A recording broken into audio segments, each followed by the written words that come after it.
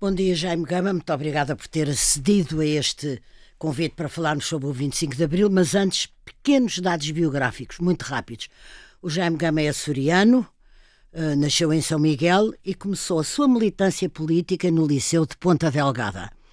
Depois, em 1968, aderiu à ASP, a Ação Socialista Portuguesa. Em 69 foi candidato pela CEUD às eleições desse ano. Em 70, quando Mário Soares vai para o exílio, é nomeado secretário-geral adjunto da ASP e em 73 é um dos fundadores do Partido Socialista. Em 74, não pertencendo ao MFA, participa, apesar de tudo, no 25 de Abril. Ou seja, havia um passado quando chegou o 25 de Abril. Sem dúvida. Não aprendi o que era política, nem nenhuma ideia política com o 25 de Abril. Enquadrei o 25 de Abril, vivi-o, participei à luz do que era um conjunto de instrumentos de análise, de valoração, que já possuía e que tinham sido formados muito antes, praticamente a partir do terceiro ano do Liceu. Do Liceu, como eu disse, exatamente, começou uma militância política no Liceu. No dia 25 de Abril, provavelmente você, embora soubesse, não é? Porquê é que acha que aconteceu o 25 de Abril? Não foi uma revolta popular, não é só a Guerra da África que explica exclusivamente porquê é que acontece o 25 de Abril. O 25 de Abril não é uma insurreição popular. Digamos que haveria um descontentamento relativo, mas não haveria um estado de espírito de amotinação. O 25 de Abril é um golpe militar e é um golpe militar que tem a ver com a situação das Forças Armadas perante a continuidade da guerra e, em especial, dos quadros intermédios de oficiais perante a continuidade da guerra. Portanto, o objetivo agregador e essencial desse movimento não é tanto um objetivo político como seria o objetivo de um movimento político, é o objetivo de pôr fim à guerra. E isso tem... Acha que isso é o que explica fundamentalmente a essência sem dúvida, mobilizadora? Os capitães iam para a 4ª Comissão de Serviços, estavam estrangulados nas promoções, havia também competição com a entrada de novos quadros. Havia os milicianos que iam oferir por cooptação. Enfim, tudo isso dava um descontentamento. E havia, sobretudo, uma saturação.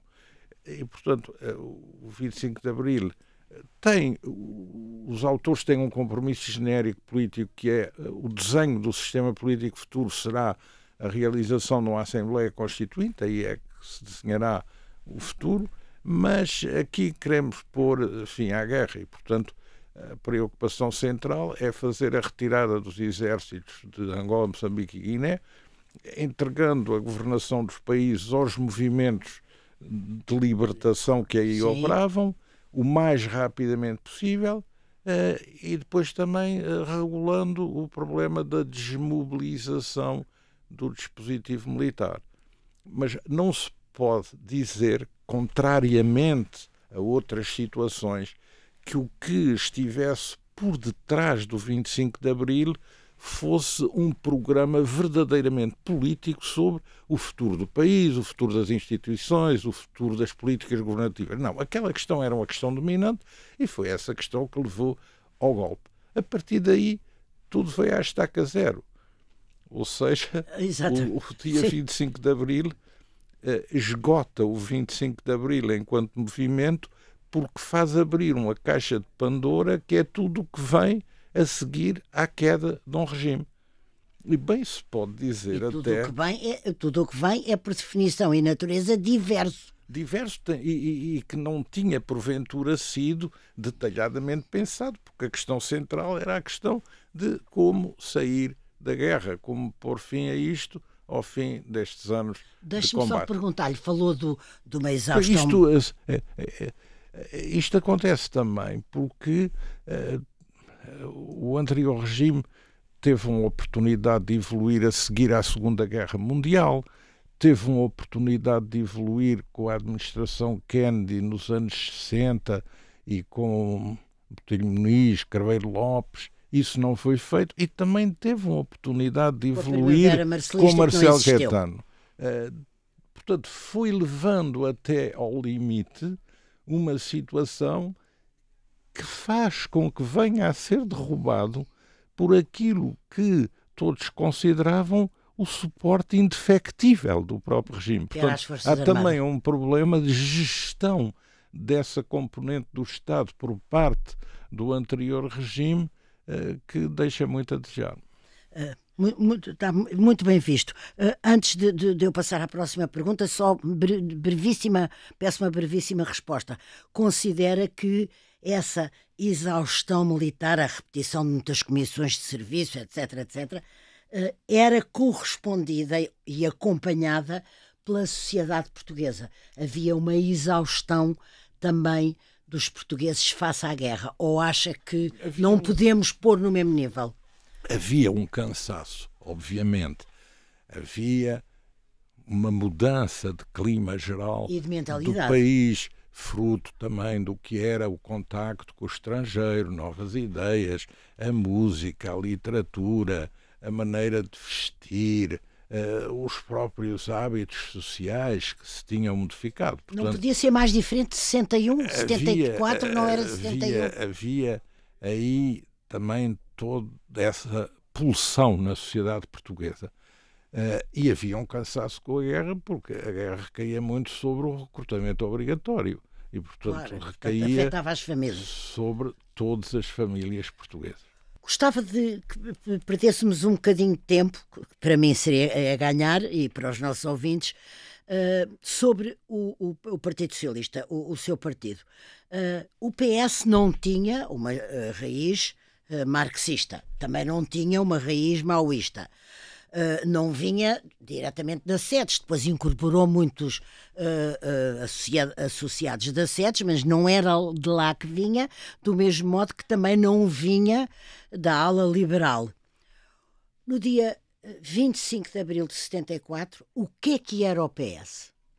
Bom, o PS reúne muita gente de vários percursos. Alguns seriam socialistas humanistas ou cooperativistas na linha de Sérgio, outros seriam republicanos na tradição republicana de descendentes dos protagonistas da Primeira República, outros seriam também gerados nas crises estudantis, outros teriam sido influenciados pelo Concílio Vaticano II e pelas encíclicas papais, outros teriam sido influenciados por Kennedy, ou seja, reúne um conjunto grande de pessoas que tinha formações diversas e que se revia um pouco naquilo que era na Europa o campo do socialismo democrático, que inclui o quê? Socialistas nos países, trabalhistas noutros e social-democratas noutros. Portanto, esse era o núcleo agregador.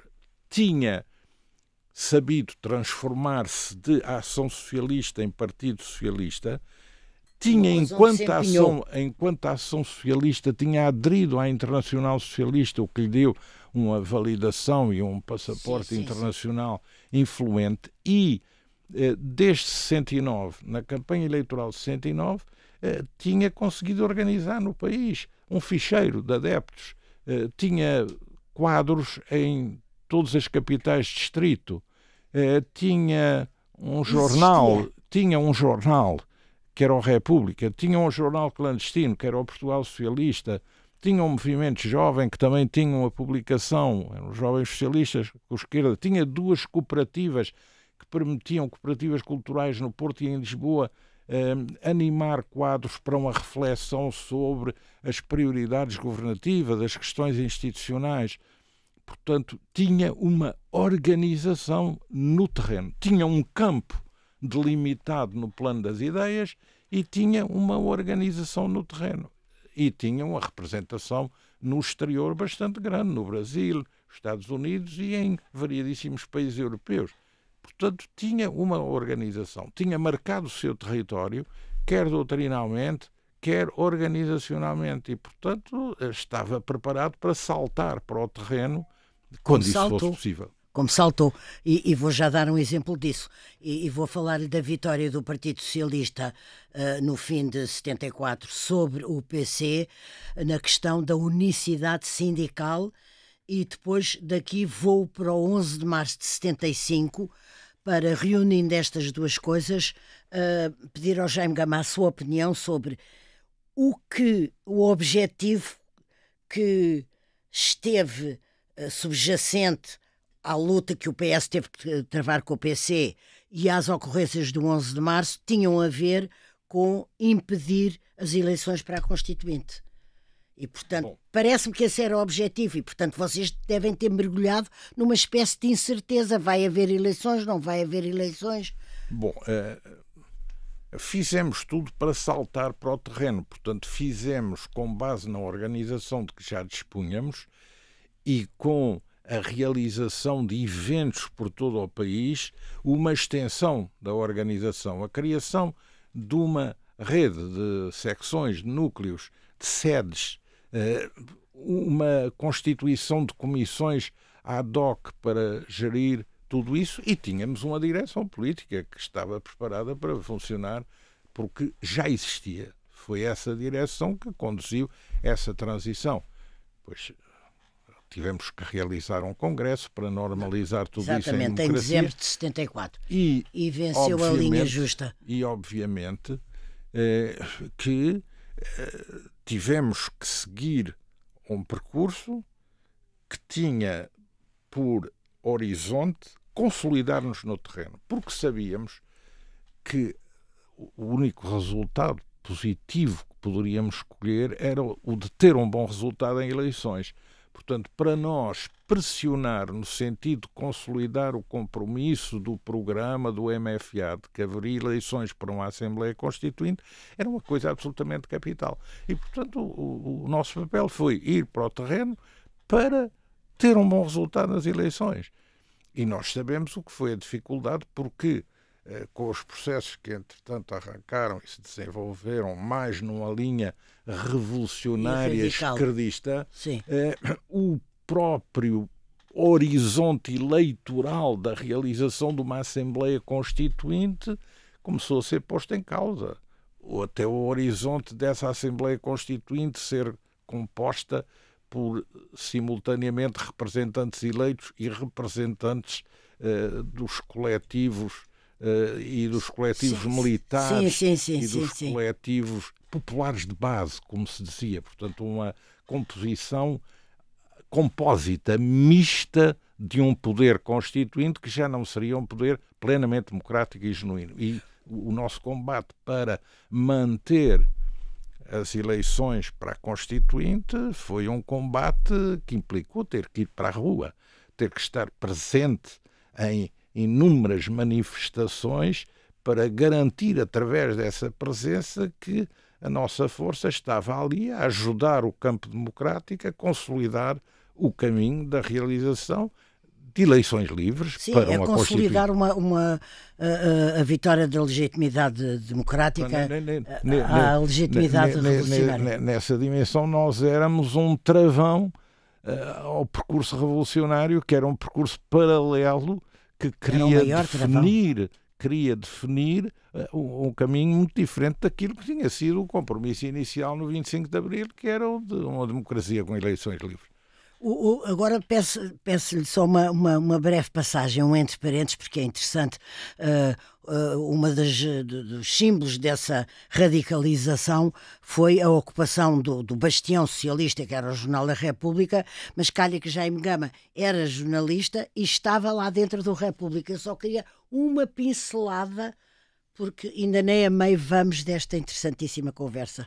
Sim, é um caso simbólico, porque era um jornal que tinha uma tradição republicana, os socialistas tinham entrado e renovado a redação do jornal, e depois é pura e simplesmente desencadeado um movimento telecomandado para destruir isso tudo, fazer cessar a liberdade editorial e a liberdade de imprensa e, portanto, calar uma boca que, num campo político determinado, era antagónica dos arautos dessa perspectiva mais radical. E os arautos eram o PC misturado com a extrema-esquerda, ambos, só um mais. Quem eram os arautos? Há gradientes. Esses gradientes, digamos, podemos agregá-los num trio.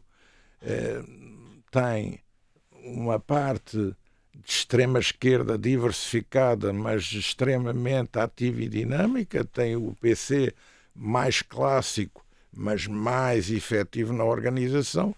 E depois tem a transposição desse campo para dentro da estrutura militar, porque o exército ainda era um exército de conscrição, afetando parte de quadros permanentes que se deixam arrastar para esse tipo de percurso. E portanto, esse campo militar e civil de duas pernas, muito radical, é o que vai sempre puxar as coisas num determinado sentido. Não quer o voto porque sabe que no voto perde e, portanto, quer sempre favorecer uma linha revolucionária. Não quer uma Constituição porque o slogan é não se pode constitucionalizar uma revolução. Claro. Quer eleições porque acha que o poder revolucionário tem outras formas de criar instituições. E, portanto, o caso República é um caso simbólico extremo, quer de quem quer abater a República, quer de quem quer defender a República. É muito interessante. Antes do intervalo, fazemos aqui uma breve pausa. Queria lhe perguntar o seguinte: quando é que o PS percebeu, o Partido Socialista percebeu ser necessária uma estratégia para conter o PC, dividir o MFA e sobreviver à Revolução? A República já tinha sido uma boa montra disso. O campo do PCP fica circunscrito já no próprio percurso da oposição, na medida em que as suas orientações, por exemplo, a separação em relação aos eurocomunistas é já um alarme, é já um sinal, mas digamos que logo no primeiro de maio a seguir ao 25 de Abril é nítida qual vai ser a postura do PCP em relação às restantes forças políticas e em relação ao PS. E, portanto, a partir daí foram tiradas as primeiras conclusões no terreno, não de análise teórica, mas de reflexão prática. E quando é que coincidiu a análise teórica com a primeira impressão?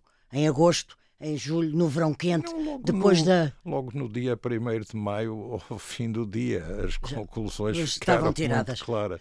Portanto, maio de 74, há uma conclusão, é uma prova dos factos. Exatamente, e eu lembro-me do que Vítor Cunha Rego, nosso comum amigo, me disse exatamente a mesma coisa que o Jaime Gama está a recordar agora. Estávamos a falar do jornal A República e da ocupação, quando o Jaime Gama lá era jornalista, e eu lembrei-me que foi mais ou menos a partir daí, julgo eu, que se pode dizer que a Revolução se internacionalizou e que o PS começou a obter muitos apoios de diversas proveniências e com nuances entre eles. Quero recordar isso. Internacional Socialista, já tínhamos antes. E digamos, a Revolução do 25 de Abril, em genérico, foi bem acolhida no plano internacional. Esteve nas montras da mídia. Em que o processo político se vai desenvolvendo, tal como ele próprio se vai partindo, internacionalmente também as análises se vão partindo. Exatamente. E há, no campo internacional, grupos que colam mais à perspectiva revolucionária, vêem Portugal como o laboratório de onde vai sair um novo poder popular, com novas instituições de base, e há outros que são cautelosos, são críticos e começam a ter, tal como no plano interno nós tínhamos, uma perspectiva crítica sobre o que se está a passar. E digamos que em todos os países essas correntes se exprimem. Sim, sim. Em França há um debate muito intenso, até dentro das redações, sobretudo em França. dos Eu lembro, próprios acompanhei isso. jornais. Há sectores que estão mais do lado da esquerda revolucionária e há outros sectores que apoiam mais o ponto de vista do Partido Socialista. Agora vamos falar, mas dos apoios mesmo, da Internacional Socialista, do Carlucci, Os apoios. Às vezes até encontro pessoas que estiveram nesses apoios e que os consideram, que obviamente foram importantes do ponto de vista político e até do ponto de vista e vieram cá muitos líderes, sim. Sim, mas você pode derreter milhares e não ter nenhum resultado. O apoio externo só vale quando internamente é suscetível de ser bem utilizado. Porque, caso contrário, não produz o menor efeito. Claro. E é preciso que haja agentes operativos no campo interno que existam. Ninguém pode ser criado politicamente só a partir de um apoio externo. Com não certeza. Vai a lado nenhum. E, portanto, as coisas articularam-se exatamente. Existiam, e sabíamos gerir o apoio externo. E nós é que comandávamos o destino que queríamos dar ao apoio externo. E é que selecionávamos. Nós é que éramos a cabeça pensante. Porque nós tínhamos uma organização, nós tínhamos uma doutrina geral e nós tínhamos um núcleo duro capaz de elaborar uma linha política e de a pôr em ação. Não tem preço. Nenhum apoio externo substitui essa capacidade autónoma de gerir uma situação política, de a comandar, de saber transformar ideias em ações, de criar organizações, de organizar manifestações, de disputar eleições. Isso é algo que só tem quem o tem, exatamente, quem é capaz de o organizar. Agora diga-me só, quem eram nós, Partido Socialista? É a direção, é o núcleo, o Dr. Soares, evidentemente, o Dr. Zanha. Sim, quem faz parte desse núcleo duro da direção do PS durante todo esse período. Diga-me 3 ou 4 nomes. Não gostava de referir nomes, são vários. São pessoas imensamente respeitáveis. Eu só sei e que todos deram um contributo notável. Muito embora bem. Nem todos às vezes tenham a repercussão pública em virtude das funções que uns possam ter, sim, de mais projeção e outros de menos. Eu só sei que nos livros... Mas esse núcleo deu conta do recado. Porque nós tínhamos um terreno totalmente adverso do ponto de vista dos mídia, do ponto de vista da propaganda, do ponto de vista dos antídotos no terreno, e nós não desistimos. Mas tinham os portugueses, tinham o povo, tinham a rua. Mas nós não desistimos de operar nos sítios mais adversos. Nós nunca desistimos de realizar comícios em toda a cintura industrial de Lisboa, no Alentejo, nas regiões onde sentíamos mais dificuldade e mais resistência, porque nós sabíamos que era ocupando o terreno que viríamos a colher um fruto eleitoral. E o fruto eleitoral, as eleições só existem num dia. E mesmo nesse dia, ao fim do comentário político, quem ganha as eleições já perdeu as eleições. Porque o comentário tende sempre a ser o comentário de quem está ali para denegrir o vencedor. Sim. Mas é um capital e, portanto, sair desse processo com 38% na Constituinte e depois ao fim da Constituinte com 35% é algo que só é possível porque há uma organização, porque há uma linha política, porque há uma orientação e porque há um protagonismo público suscetível de gerar esses votos favoráveis. Essa adesão. Agora, deixe-me só perguntar-lhe, porque também foram partidos fundadores da democracia, eu gostava de o ouvir sobre o PSD e o CDS, que existiram e que tiveram o seu papel, com certeza que concordará.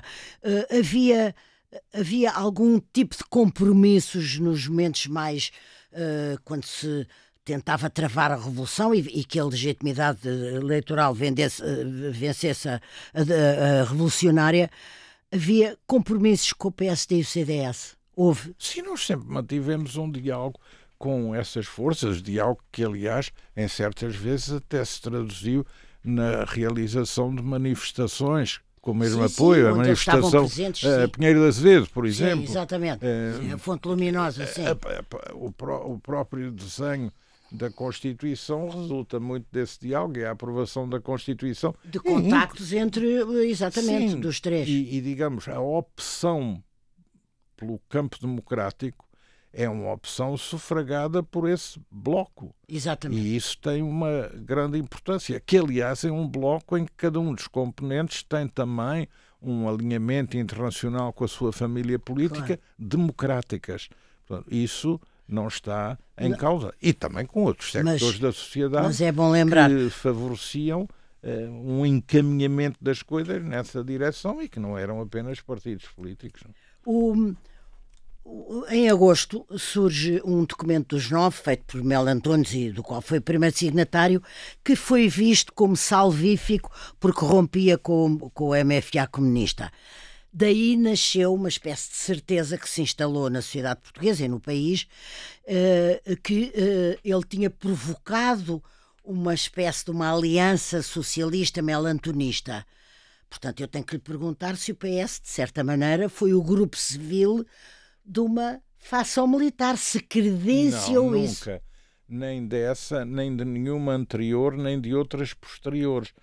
Porque o PS lutou sempre por ser autónomo no delineamento da sua política. E isso é o que permitia ao PS também gerir a sua relação com o campo militar, que não era exclusivamente uma relação com esse grupo que aliás é compósito, tem várias nuances. Os Melo Antunes. Os subscritores iniciais e os subscritores secundários não são bem a mesma coisa. Não. E o documento, é óbvio que é um documento que, quando lemos o texto, na altura não nos agradou, porque é um documento que coloca o combate aos governos social-democratas no mesmo plano que o combate aos governos comunistas de leste. Portanto, nunca tendo em conta que vocês eram sociais-democratas, sim. Isso nunca podia ter sido subscrito por nenhum de nós. Mas os documentos são o que são e valem pelo efeito que possam produzir. E na medida em que esse documento produziu um efeito que foi o de permitir agrupar um certo campo, demarcando-o de outro muito extremista e radical, o documento acaba por ter um papel positivo. Não pelo que tem escrito nele, porque o que tem escrito nele, digamos, é muito fraco, mas por aquilo que gera no terreno. E isso é importante. O Dr. Soares também achou fraquíssimo o texto. Nós não fomos coautores do documento. Nem poderíamos ser, porque lá está escrito. Militar, sim. Agora, há quem tivesse sido, mas tinha outras concepções sobre o percurso político. Nós, digamos, respeitamos sempre a instituição militar, mas nunca nos quisemos colocar na situação de amanuenses militares como um instrumento político desses seus desenvolvimentos. Aliás, os desenvolvimentos no interior das Forças Armadas são muito condicionados, obviamente, por o que eram os desenvolvimentos eleitorais e das manifestações populares. O documento dos 9 surge depois da manifestação da Fonte Luminosa. Que foi em julho. E surge depois de o país estar a ferver de norte a sul contra o caminho que as coisas estavam a tomar. Portanto, é preciso ter isso em conta. E é preciso ter em conta que o PS tinha relações com militares muito para além do campo do Grupo dos 9. Muito mais abrangente. O que é que isso quer dizer exatamente? Havia militares mais à direita, mais à esquerda? Sim, que não alinhavam tanto com esse grupo que estava a meio caminho. E que sim. Foi obrigado pelas circunstâncias também a demarcar-se. Porquê? Porque uma das coisas que mais perturba a linha revolucionária é a anarquia provocada dentro dos quartéis.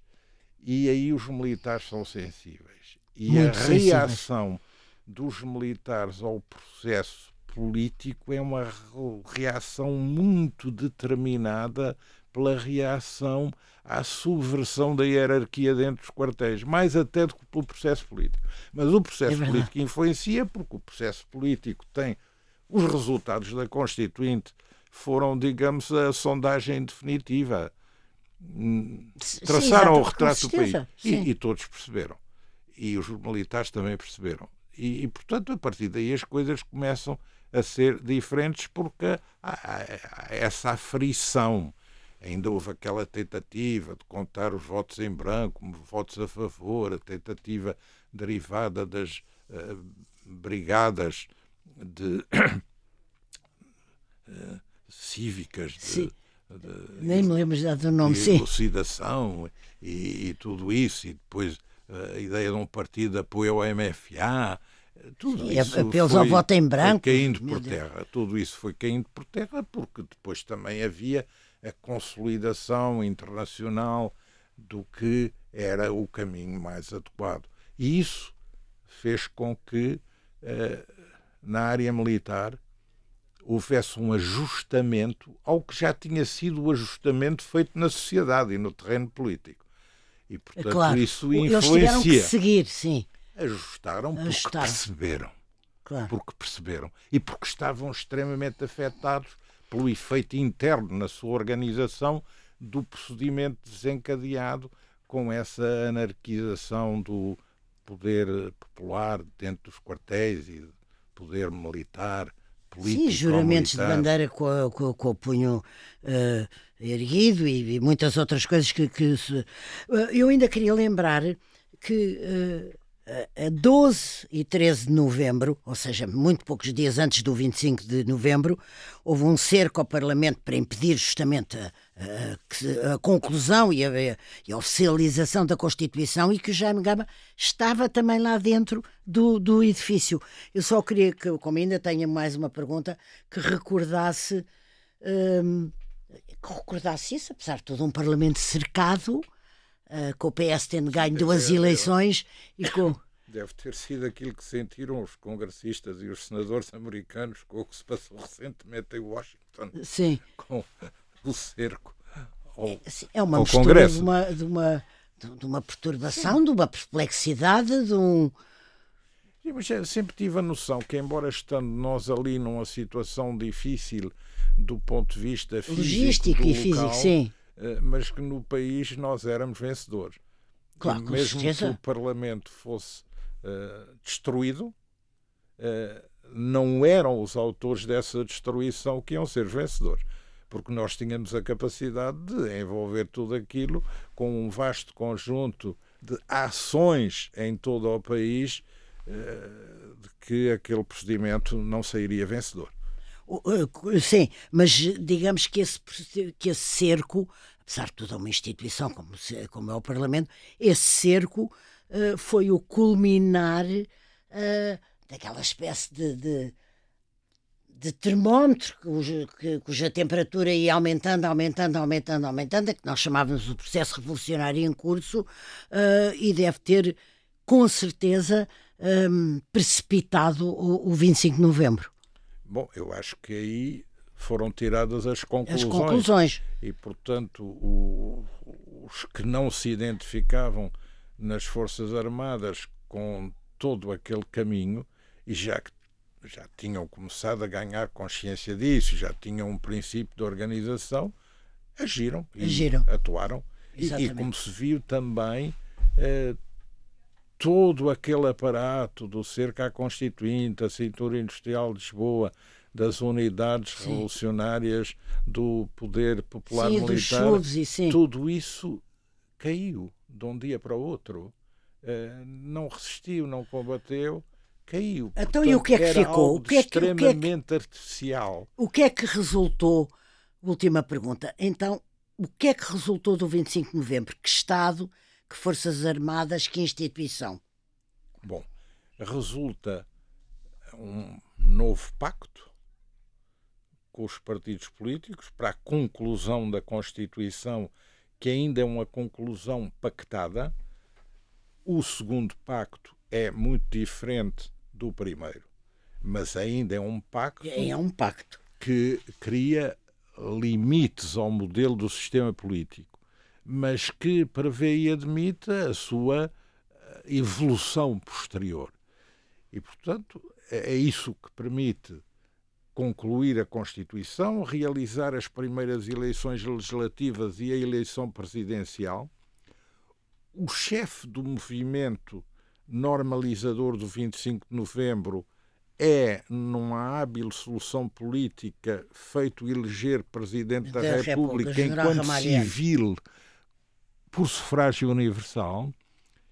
Depois há as eleições locais, as eleições regionais e depois há um processo político de instalação de um governo com legitimidade democrática que dá os seus primeiros passos. São desenhadas as políticas institucionais, as políticas para a justiça, para a defesa, a política externa, para a economia, segurança social e saúde, democraticamente eleito, Dr. Mário Soares, 76. É a primeira experiência de um governo emanado de eleições livres que dá os seus primeiros passos. Não é um governo de maioria absoluta, tem aí uma fragilidade. E depois esse processo vai acabar em duas revisões constitucionais 82 mais à e 89. frente. Uma que elimina o Conselho da Revolução, criando o Tribunal Constitucional, o Conselho de Estado, o Conselho Superior de Defesa Nacional, e depois uma mais à frente que elimina a irreversibilidade das nacionalizações, e 89. Tudo isso acaba tendo também uma integração racional na adesão às comunidades europeias, que como que sintam e balizam todo esse processo num referencial de estabilidade, de futuro, mais conforme àquilo que teria sido desejável ter feito desde 1945, desde 1961, desde 1968, mas que não foi feito. E quando se atrasa e retarda um processo, muitas vezes tem-se surpresas como aquelas que todos nós tivemos. Uma vez o professor Adriano Moreira disse-me que as reformas adiadas tornam as revoluções indispensáveis. Foi um bocadinho o que aconteceu, embora a gente tivesse uma guerra e tivéssemos ficado sem império. Jaime Gama, agradeço-lhe muito ter vindo aqui recordar o 25 de Abril e a sua importância e contextualizá-lo tão bem, até a uma entrevista cujo sonho, vou-lhe dizer aqui publicamente, era eu fazer-lhe assim uma grande entrevista que nunca consegui fazer em 50 anos. Muito obrigada, até um destes dias.